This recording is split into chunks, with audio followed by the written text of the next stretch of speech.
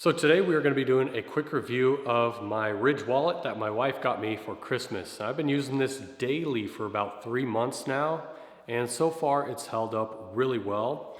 Now, to use it, it's super easy. I mean, you got this opening, cut open here, and all you gotta do is press and remove your cards. Now you can remove all of them if you need to, but it's pretty easy to get one out, slip it out, and there you go, you're ready to use it.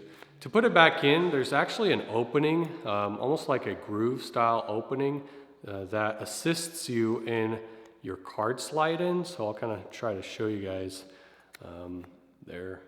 I don't know if the camera will catch it, but it assists you in sliding your card in, so that way it makes it easier to put your cards back into place. But it's also got a reinforcement plate on the inside. Two of those black bars are both reinforcement plates. And it's got leather that is kind of bolted on with like very fine machine screws. So this is a very nice leather wallet. I highly recommend you try it out.